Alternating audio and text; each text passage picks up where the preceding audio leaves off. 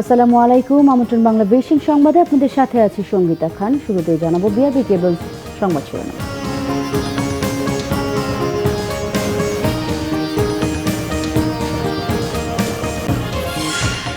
চলতি বছরে এইচএসসি ও সমমানের পরীক্ষা হচ্ছে না। জেএসসি ও এসএসসির গড় ফলাফলের ভিত্তিতে হবে মূল্যায়ন।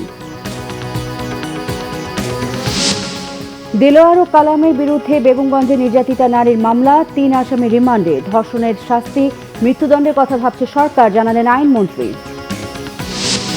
ধর্ষণের প্রতিবাদে আজও বিক্ষোভে উত্তাল সারা দেশ। ধর্ষণ নির্যাতনের দায় নিয়ে সরকারের পদত্যাগ দাবি মির্জা ফখরুলের।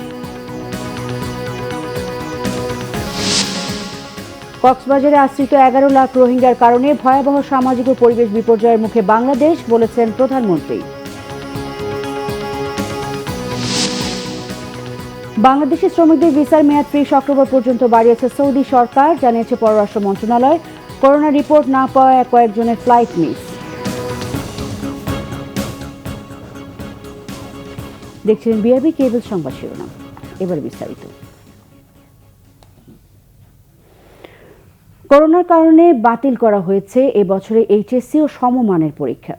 জেএসসি ও এসএসসি পরীক্ষার গড় ফলাফলের ভিত্তিতে চলতি বছরে পরীক্ষার্থীদের মূল্যায়নের সিদ্ধান্ত নিয়েছে সরকার। ডিসেম্বরের মধ্যেই চূড়ান্ত ফলাফল ঘোষণা করা হবে। যেসব শিক্ষার্থী এসএসসি পরীক্ষার পর বিভাগ পরিবর্তন করেছে তাদের মূল্যায়ন করবে আলাদা কারিগরি কমিটি। অনলাইন সংবাদ সম্মেলনে এসব কথা জানিয়েছেন শিক্ষামন্ত্রী দীপুমণি। করোনার কারণে চলতি বছরের মার্চে বন্ধ ঘোষণা করা হয় দেশের সব শিক্ষা প্রতিষ্ঠান। স্থগিত করা হয় এইচএসসি ও সমমানের পরীক্ষা। করোনার প্রকোপ না কমায় দফায় দফায় বাড়ানো হয় শিক্ষা প্রতিষ্ঠানের বন্ধের সময়। পরীক্ষা নেওয়ার নানা উপায় খুঁজে বের করার চেষ্টা করেও সমাধানে পৌঁছাতে পারেনি শিক্ষা মন্ত্রণালয়। ফলে শিক্ষা জীবন নিয়ে শঙ্কার মধ্যে পড়েন প্রায় 14 লাখ শিক্ষার্থী। এমন পরিস্থিতিতে বুধবার অনলাইন ব্রিফিংয়ে শিক্ষামন্ত্রী দীপুমণি জানান, এইচএসসি পরীক্ষা নিতে 30 দিনের মতো সময় দরকার। পরীক্ষা নেওয়া হলে শিক্ষার্থী, গার্ডিয়ান, পরীক্ষা সংশ্লিষ্ট ব্যক্তি ও আইন শৃঙ্খলা বাহিনীর সদস্য সহ অসংখ্য মানুষের জমায়েত ঘটবে। এটি স্বাস্থ্যের জন্য ঝুঁকি তৈরি করবে। তাই সার্বিক পরিস্থিতি বিবেচনা করে এইচএসসি পরীক্ষা বাতিল করার সিদ্ধান্ত নিয়েছে সরকার। আমরা 2020 সালের এইচএসসি পরীক্ষা সরাসরি গ্রহণ না করে একটু ভিন্ন পদ্ধতিতে মূল্যায়নের আমরা সিদ্ধান্ত গ্রহণ করেছি। এইচএসসি পরীক্ষার্থী তারা প্রত্যেকেই দুটি পাবলিক পরীক্ষা অতিক্রম করে এসেছে, জেএসসি এবং এসএসসি। সেই দুটি পরীক্ষায় তাদের যে ফলাফল, সেটির গড় অনুযায়ী আমরা এই এইচএসসি তে তাদের ফলাফল নির্ধারণ করবার কথা আমরা সিদ্ধান্ত নিয়েছি। আর আমরা আশা করছি যে আমরা এই সকল বিষয়কে বিবেচনায় নিয়ে আমরা এই বছরের ডিসেম্বরের মধ্যেই আমরা আমাদের চূড়ান্ত ফলাফল আমরা ঘোষণা করব ইনশাআল্লাহ। শিক্ষামন্ত্রী বলেন, বিশেষ পরিস্থিতি বিবেচনা করে সবাইকে সিদ্ধান্ত মেনে নিতে হবে। হতে কি পারবে সেরকম কিন্তু অনেক প্রশ্ন থাকতেই পারে, সেগুলো তো সব বিবেচনায় নেওয়ার কোনো সুযোগ নেই। কোনো সেটিং এই এই সবকিছু কি হতে পারতো তাকে বিবেচনায় নেবার তো সুযোগ থাকে না। তো আমাদের কাছে দুটি পাবলিক পরীক্ষার রেজাল্ট আছে। এর বাইরে যদি অন্য কোনো পরীক্ষার অন্য কোনো ধরনের মূল্যায়নে যেতে হয়, তাহলেই সেটি এই 13 লক্ষ পরীক্ষার্থীকে নিয়ে সেটিতে এই মুহূর্তে এই পরিস্থিতিতে যাওয়া সম্ভব নয়। এই সময় শিক্ষা উপমন্ত্রী জানান, মূল্যায়ন পদ্ধতিটি আন্তর্জাতিকভাবে স্বীকৃত, তাই ভবিষ্যতে সমস্যায় পড়তে হবে না শিক্ষার্থীদের। এটা সারা পৃথিবীব্যাপী একটা বিষয়। এটা শুধুমাত্র যে আমরা এইভাবে মূল্যায়ন করছি সেটা নয়, আমরা এটা ইন্টারন্যাশনাল বেস্ট প্র্যাকটিস দেখে আমাদেরকে টেকনিক্যাল কমিটি সেটা পূর্ণাঙ্গ মূল্যায়নটা কিভাবে করা হবে সেটা জানানো হবে। সিদ্ধান্ত অনুযায়ী যে মূল্যায়ন হবে তা বাতিলের সুযোগ নেই বলে জানানো হয় সংবাদ সম্মেলনে। বিশ্ববিদ্যালয়ে ভর্তির ক্ষেত্রে যেন সমস্যা না হয় সে বিষয় নিয়েও কাজ করছে সরকার। রিশান নাসরুল্লাহ, বাংলা ভিশন, ঢাকা। নোয়াখালীর বেগমগঞ্জে গৃহবধূ নির্যাতনের ঘটনায় 2 মামলায় 3 আসামি মাইনুদ্দিন সাজু, আনোয়ার হোসেন সোহাগ ও রাসেলের রিমান্ড মঞ্জুর করেছেন আদালত। দুপুরে নোয়াখালী চিফ জুডিশিয়াল ম্যাজিস্ট্রেট আমলে আদালত 3-1 বিচারক মাশফিকুল হক আসামিদের এই রিমান্ডের আদেশ দেন।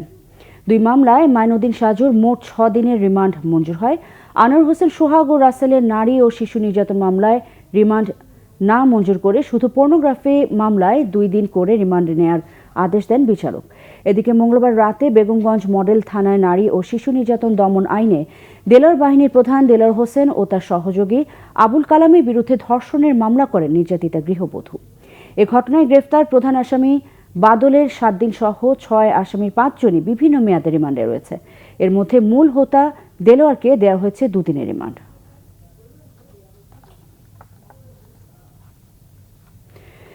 এদিকে ধর্ষণের সর্বোচ্চ শাস্তি মৃত্যুদণ্ড করার পক্ষে মহিলা ও শিশু বিষয়ক প্রতিমন্ত্রী ফজিলাতুন্নেসা ইন্দিরা সচিবালয়ে সাংবাদিকদের তিনি এ তথ্য জানান। অন্যদিকে আইনমন্ত্রী আনিসুল হক জানিয়েছেন, জনগণের দাবি অনুযায়ী ধর্ষণের সর্বোচ্চ শাস্তি মৃত্যুদণ্ড করার বিষয় বিবেচনা করা হবে। টেলিফোনে এ তথ্য জানান তিনি। ধর্ষণকারীর সর্বোচ্চ শাস্তির জন্য কিন্তু তারা আন্দোলন করতেছে, ঠিক আছে, কিন্তু এই আন্দোলনের পিছনে যাতে অন্য কোনো উদ্দেশ্য না থাকে। আমি তো মনে করি যে ধর্ষণকারী যদি প্রমাণিত হয় তাইলে অবশ্যই তার ফাঁসি হওয়া উচিত। জনগণ যখন দাবি তুলেছে, এই দাবির পরিপ্রেক্ষিতে আমরা এটা বিবেচনা করব যে শাস্তি বাড়ানো যায় কিনা, এর ভালো মন্দ দিক আমরা দেখে তারপরে এই ব্যাপারে সিদ্ধান্ত। ধর্ষণকারীদের শাস্তির দাবিতে আজও উত্তাল ছিল রাজধানীর বিভিন্ন এলাকা। বিচারহীনতার সংস্কৃতি থেকে বেরিয়ে অপরাধীদের দৃষ্টান্তমূলক শাস্তির দাবি জানায় বেশ কিছু ছাত্র সংগঠন। এছাড়া শুক্রবার বিকেলে শাহবাগে গণসমাবেশের ডাক দিয়েছে বাংলাদেশ ছাত্র অধিকার সংগ্রাম পরিষদ। অপরাধীদের শাস্তির দাবিতে বুধবার দুপুর থেকে রাজধানীর শাহবাগে জাতীয় জাদুঘরের সামনে জড়ো হয় বিভিন্ন সংগঠনের শিক্ষার্থীরা। এ সময় সামাজিক আন্দোলন গড়ে তুলতে সবাইকে এক হবার আহ্বান জানান তারা। যেহেতু বিচার হচ্ছে না, তারা আরো হার বাড়িয়ে ভয়াবহতার সাথে জনগণকে দেখাচ্ছে যে তারা কতটা ক্ষমতাধর এবং ক্ষমতাধরের পৃষ্ঠপোষকতায় তারা লালিত পালিত হচ্ছে। আমরা এই দেশের আইনকে সম্মান করি এবং সম্মান করি বলে আমরা এবং এই দেশের আইনকে আমরা বিশ্বাস করি। বিক্ষোভ সমাবেশ শেষে একটি মিছিল স্বরাষ্ট্র মন্ত্রণালয় ঘেরাও কর্মসূচিতে ছোটেন শিক্ষার্থীরা। জিরো পয়েন্টের সামনে পুলিশ বাধা দিলে রাস্তায় বসে বিক্ষোভ করে শিক্ষার্থীরা। যদি গণ আন্দোলন করে তুলতে আমরা না পারি, এই ধর্ষণ বন্ধ হবে না, এই ধর্ষণ থেকে আমরা কেউ রেহাই পাবো না। বন্ধুগণ, আমরা বলতে চাই দ্রুত বিচার ট্রাইব্যুনাল গঠন করে এই ধর্ষকদের খুব দ্রুত সময়ের মধ্যে সর্বোচ্চ শাস্তি নিশ্চিত করতে হবে। ধর্ষণকারীদের দ্রুত বিচারের দাবিতে উত্তরায় সড়ক অবরোধ করে শিক্ষার্থীরা। করোনার মধ্যে না সেফটিতে আছি, না আমরা এখানে বাসা থেকে বের হয়ে কোনো সেফটি আছে আমাদের। ধর্ষণ আইনে পূর্ণ বিবেচনার মাধ্যমে সর্বোচ্চ শাস্তি মৃত্যুদণ্ড নিশ্চিত করা।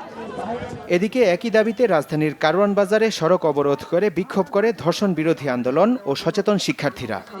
ধর্ষণের মামলার সুষ্ঠু নিষ্পত্তির লক্ষ্যে অভিযোগ গ্রহণ থেকে শুরু করে তদন্ত প্রক্রিয়ায় অবশ্যই অন্তত একজন মহিলা পুলিশ কর্মকর্তা নিয়োগ করতে হবে। ধর্ষণের প্রতিবাদে টিএসসিতে মানববন্ধন করেছে টিম পজিটিভ বাংলাদেশ। এ সময় ধর্ষণকারীদের কঠোর শাস্তির দাবি করেন বক্তারা।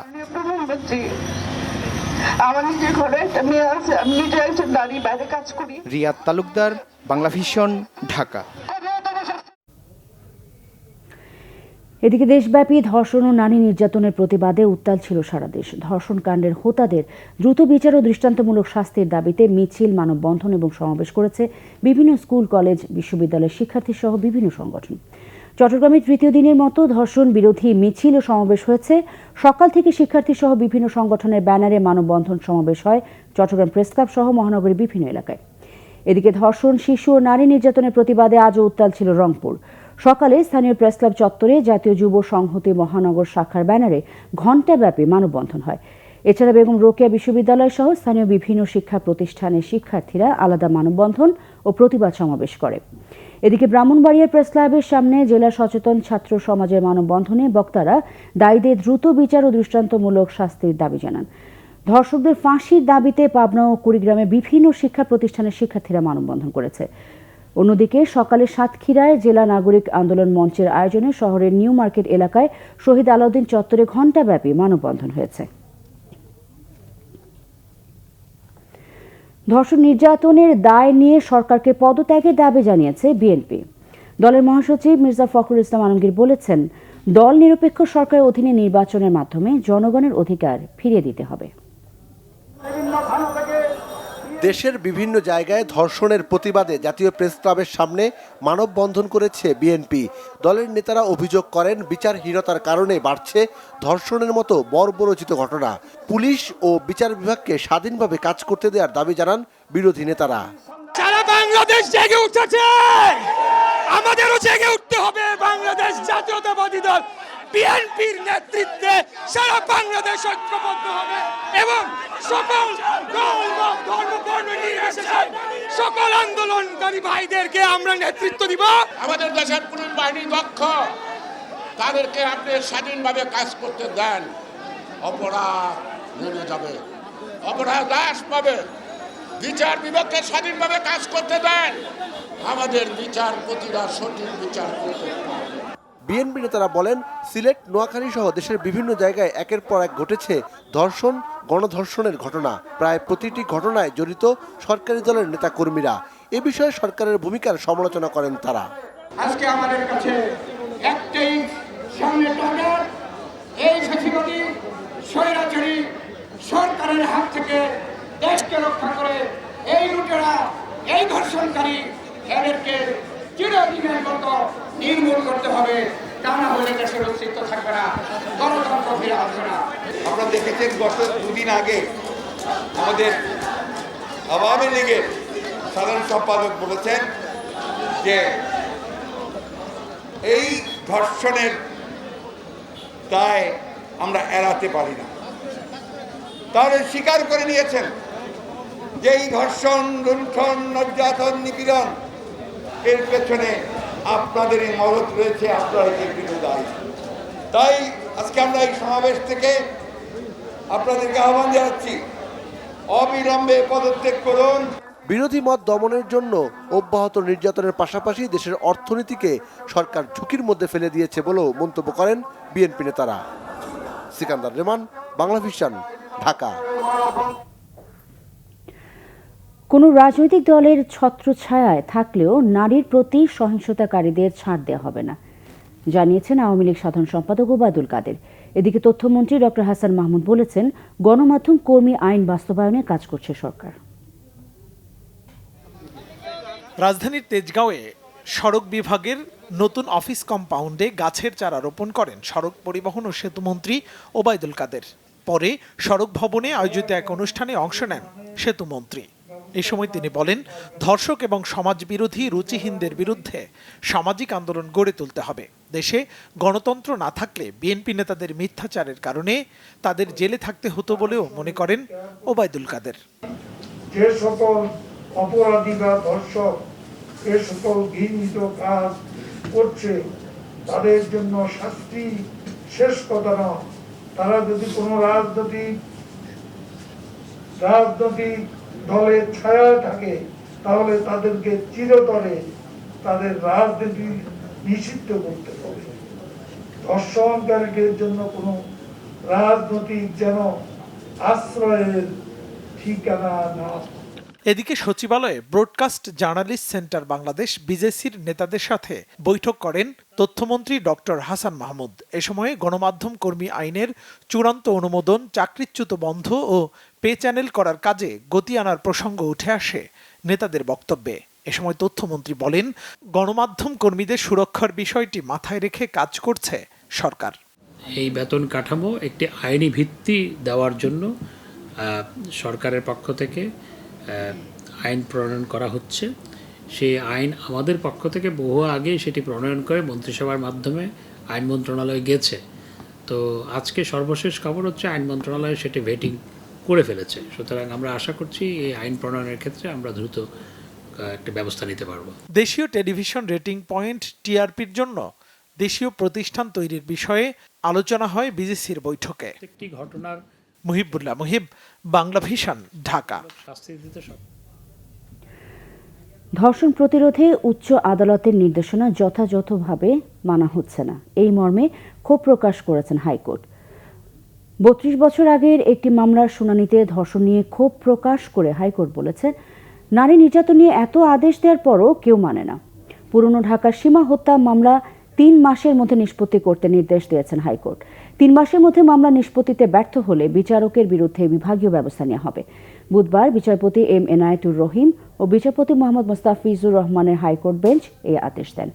বিয়ে প্রস্তাব ফিরিয়ে দেওয়ায় ১৯৮৮ সালের ২৬ এপ্রিল নিজ বাসায় নির্মমভাবে খুন করা হয়েছিল সীমাকে।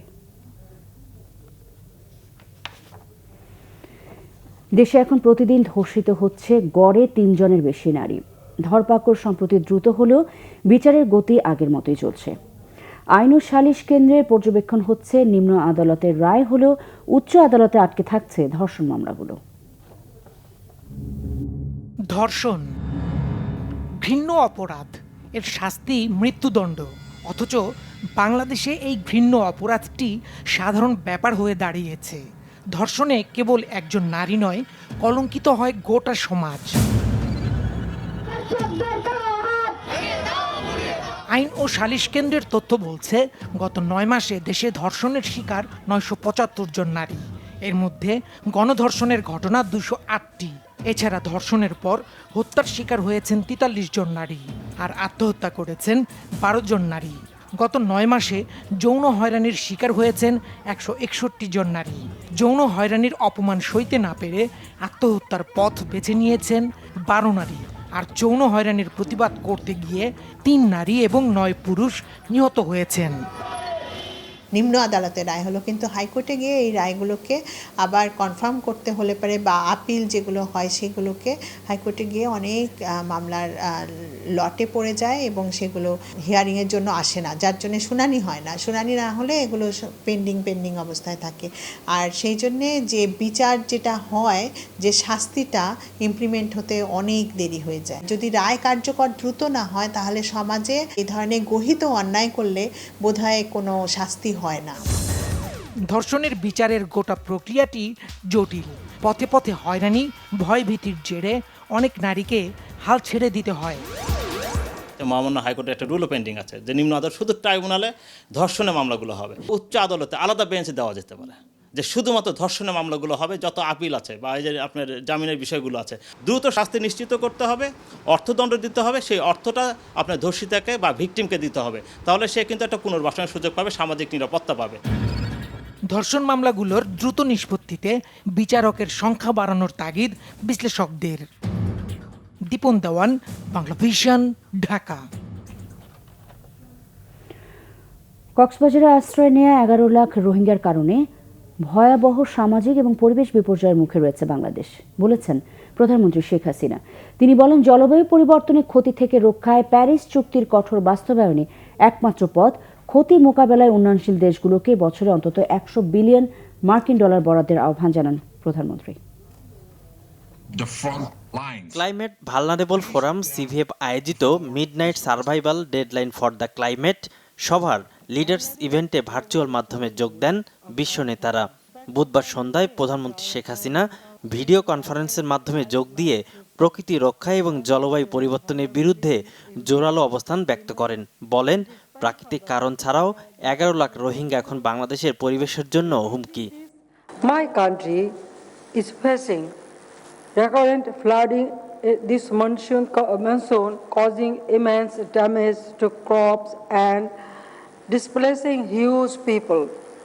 The impact of super cyclone Amphan in the last May, along with current COVID-19 pandemic, aggravated the situation. The 1.1 million Rohingya refugees from Myanmar given shelter at Cox's Bazar are also causing serious social and environmental damages. জলবায়ু পরিবর্তনের ক্ষতি থেকে রক্ষায় 4 দফা সুপারিশের পাশাপাশি উন্নয়নশীল দেশগুলোর জন্য অর্থ ছাড় নিশ্চিত করার তাগিদ দেন। We also declare our call for an international day to be named Climate Resilience Day to secure our harmony with the Mother Earth. We should also ensure that at least $100 billion a year are available to developing countries for mitigation, adaptation, and disaster response and recovery. In the end, I would like to say, strict implementation of Paris Agreement is the only way to slow down the current rate of damage caused by climate change. বৈঠকে জাতিসংঘ মহাসচিব Antonio Guterres সহ সিভিএফভুক্ত দেশগুলোর রাষ্ট্র ও সরকার প্রধানরা অংশ নেন। Syed Abdul Muhith, Bangla vision, Dhaka. বিশ্বের কোথাও করোনার ভ্যাকসিন আবিষ্কার হলে তা কেনার চেষ্টা করবে সরকার। অসমর্থ ও গরিব মানুষকে বিনামূল্যে টিকা দেওয়া হবে। বুধবার প্রধানমন্ত্রীর সভাপতিত্বে মন্ত্রিসভার বৈঠকে সিদ্ধান্ত হয়। বৈঠক শেষে ক্যাবিনেট সচিব খন্দকার আনোয়ারুল ইসলাম ব্রিফিংয়ে জানান, উৎপাদনকারী কোনো প্রতিষ্ঠান টিকা বিনামূল্যে দেবে না, তাদের কাছ থেকে কিনেই নিতে হবে। এজন্য 600 কোটি টাকা বরাদ্দ রাখা হয়েছে। বঙ্গবন্ধুর 7ই মার্চের ভাষণের দিনটিকে ঐতিহাসিক দিবস ঘোষণা করা হয় এই বৈঠকে। মন্ত্রিপরিষদ সচিব জানান, জাতীয় ও আন্তর্জাতিকভাবে দিনটি বিশেষ মর্যাদায় পালন হবে, তবে এই দিনটিতে সরকারি ছুটি থাকবে না। সচিব জানান, 2031 সালের মধ্যে উচ্চ মাধ্যম আয় ও 41 সালের মধ্যে উন্নত বাংলাদেশ গড়ে তোলার সিদ্ধান্ত নিয়েছে সরকার।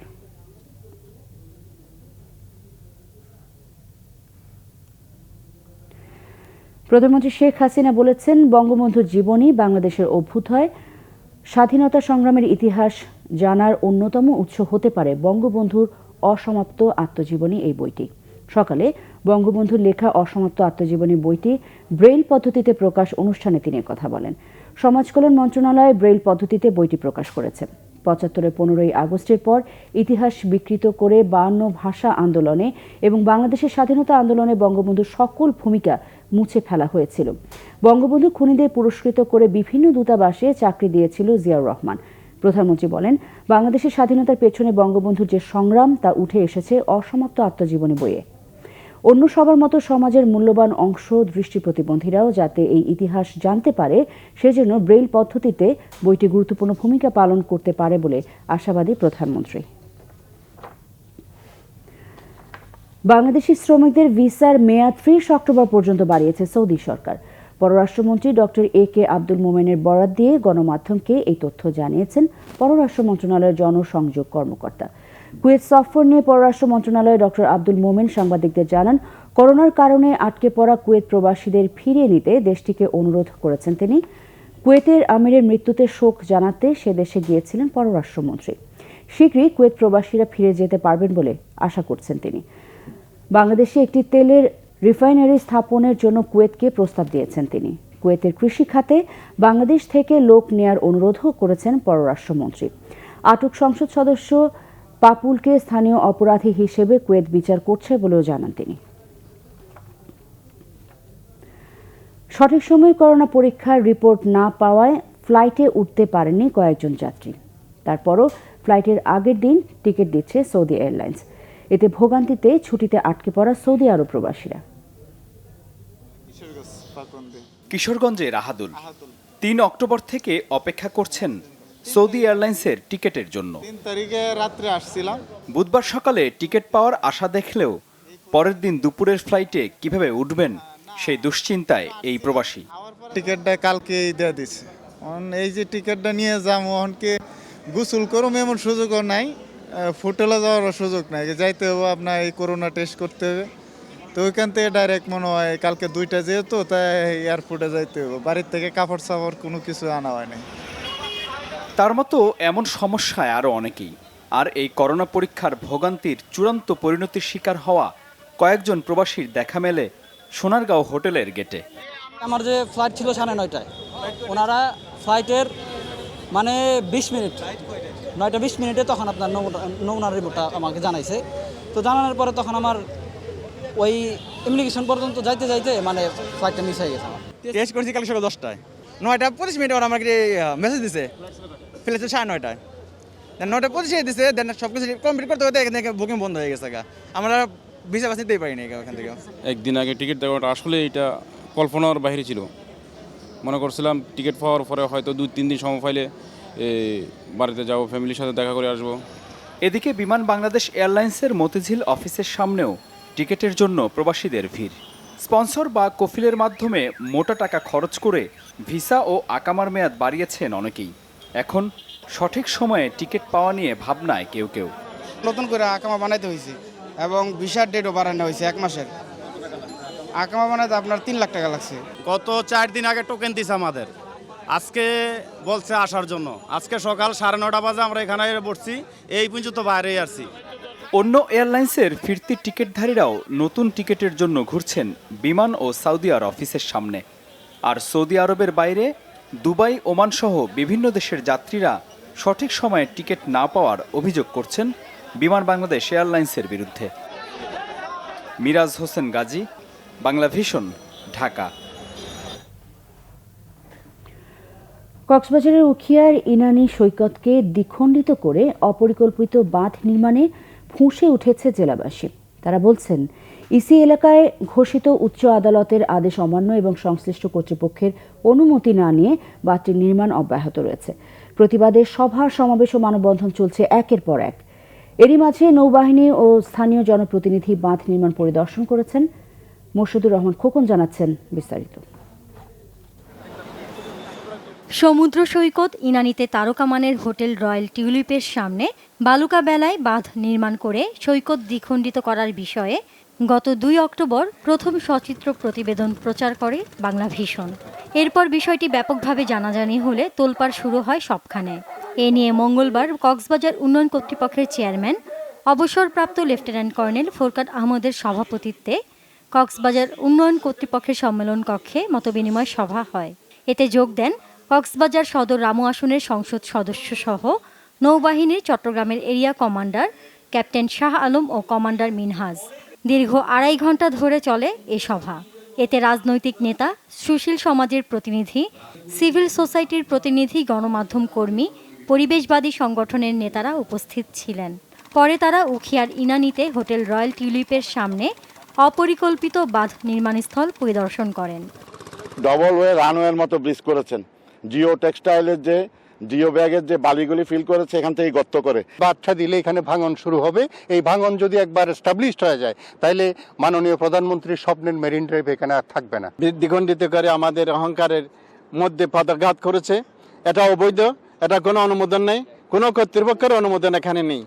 পরিবেশের ক্ষতি ও সৈকতের সৌন্দর্য নষ্ট হবে এমন কোনো কাজ করা হবে না জানিয়ে কক্সবাজারবাসীকে বাংলাদেশ নৌবাহিনীর প্রতি পূর্ণ আস্থা রাখতে বলেন চট্টগ্রাম নৌবাহিনীর কমান্ডার।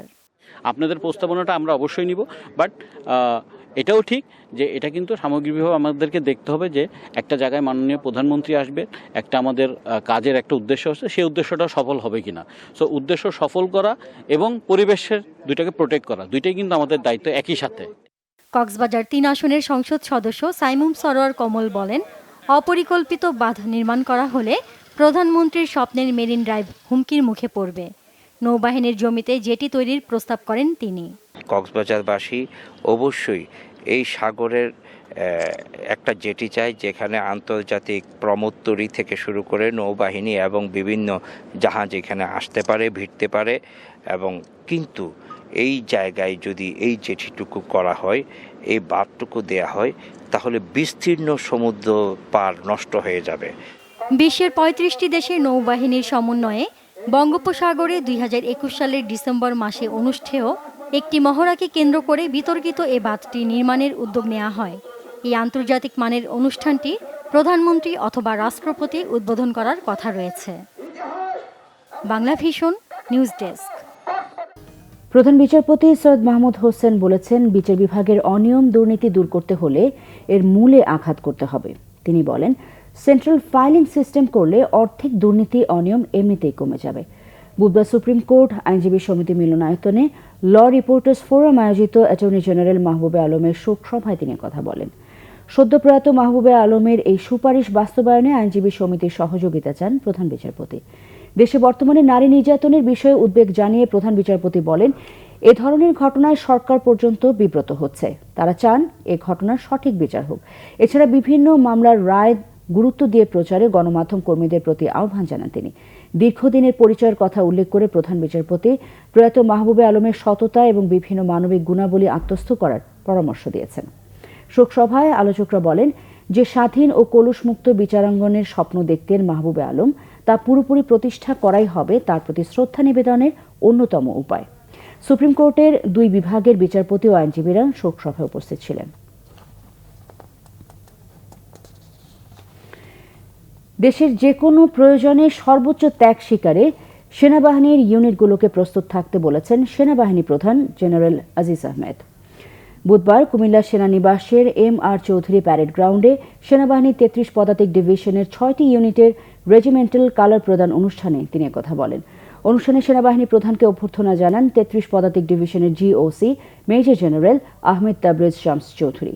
সেনাপ্রধান কর্মদক্ষতা, কঠোর পরিশ্রম এবং কর্তব্য নিষ্ঠার স্বীকৃতি স্বরূপ প্রাপ্ত পতাকার মর্যাদা রক্ষায় সর্বোচ্চ ত্যাগ স্বীকারে ইউনিটসমূহকে প্রস্তুত থাকতে নির্দেশনা প্রদান করেন।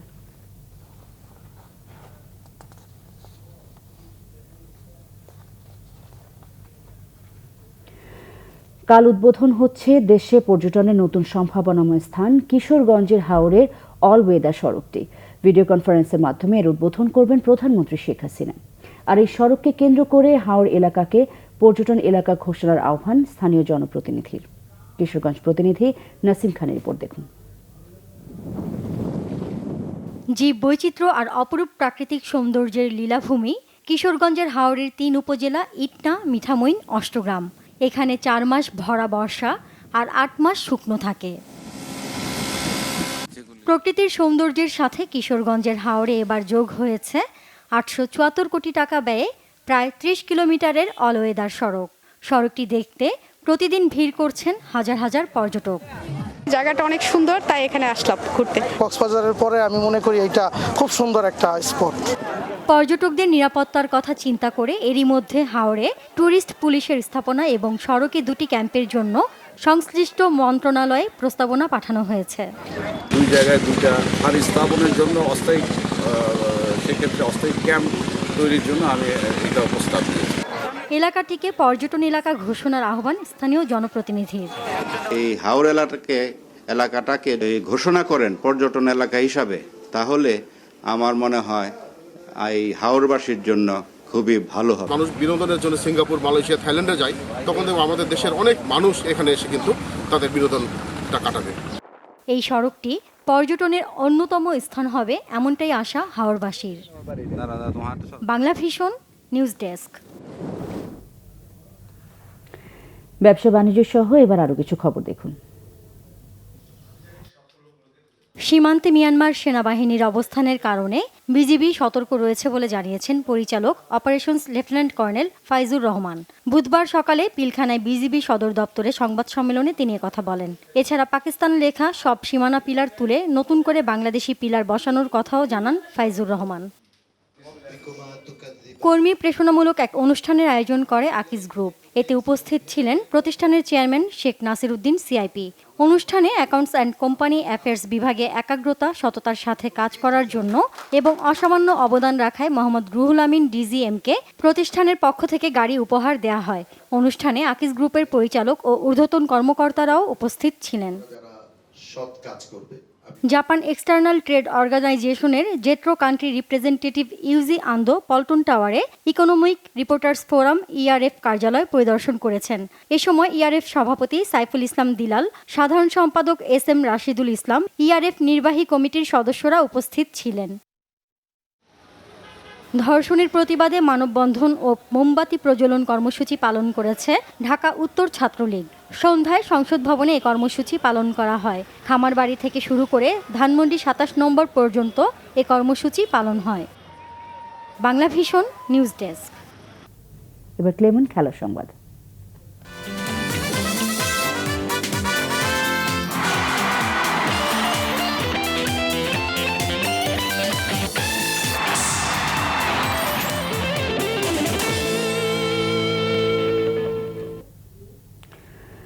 বাফুফে নির্বাচিত নতুন কমিটির প্রথম সভা রবিবার। নির্ধারণ হতে পারে উপকমিটি। সহসভাপতি পদে সমান ভোট পাওয়া তাবিদ আওয়াল ও মহিউদ্দিন আহমেদের মধ্যে পুনরায় নির্বাচন হবে 31 অক্টোবর। গত 3 অক্টোবর অনুষ্ঠিত হয় বাংলাদেশ ফুটবল ফেডারেশনের নির্বাচন। চতুর্থ মেয়াদে সভাপতি হন কাজী সালাউদ্দিন। সর্বোচ্চ 14টি পদে জয় পায় তার প্যানেল সম্মিলিত পরিষদ। প্রতিপক্ষ সমন্বয় পরিষদ থেকে নির্বাচিত হন 6 জন সদস্য। আগামী 11 অক্টোবর নির্বাচিত প্রার্থীদের নিয়ে প্রথম সভায় বসবেন সভাপতি কাজী সালাউদ্দিন।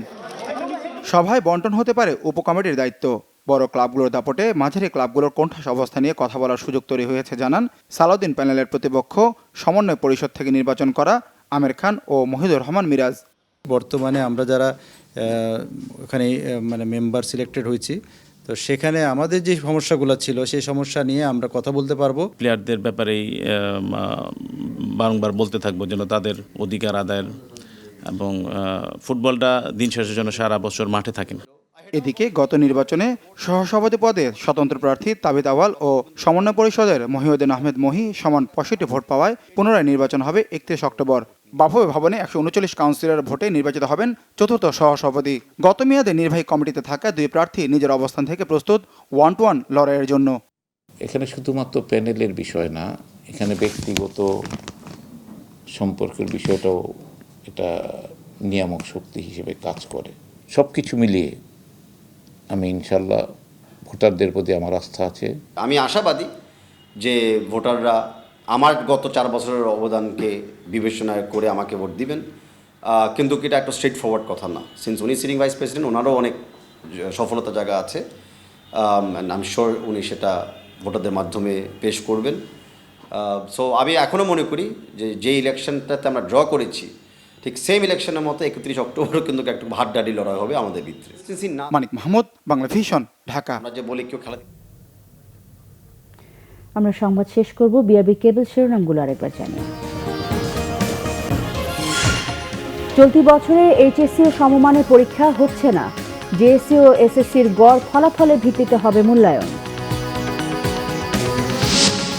দেলোয়ার ও কালামের বিরুদ্ধে বেগমগঞ্জে নির্যাতিতা নারীর মামলা, 3 আসামি রিমান্ডে।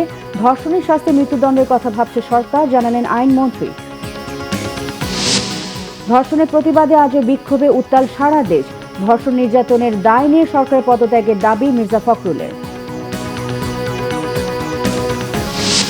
কক্সবাজারে আশ্রিত 11 লাখ রোহিঙ্গার কারণে ভয়াবহ সামাজিক ও পরিবেশ বিপর্যয়ের মুখে বাংলাদেশ, বলেছেন প্রধানমন্ত্রী।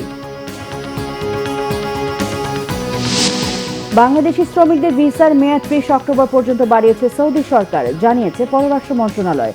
করোনার রিপোর্ট না পাওয়ায় কয়েকজনের ফ্লাইট মিস। এই ছিল এখনকার মতো। পরের সংবাদ রাত 1টায় দেখার আমন্ত্রণ রইল। এছাড়া বাংলাদেশের সংবাদ ও সংবাদ সংশ্লিষ্ট অনুষ্ঠান দেখতে লগ ইন করতে পারেন facebook.com/bangladesh এবং সাবস্ক্রাইব করতে পারেন youtube.com/bangladeshnnews। ধন্যবাদ সবাইকে, সাথে থাকার জন্য।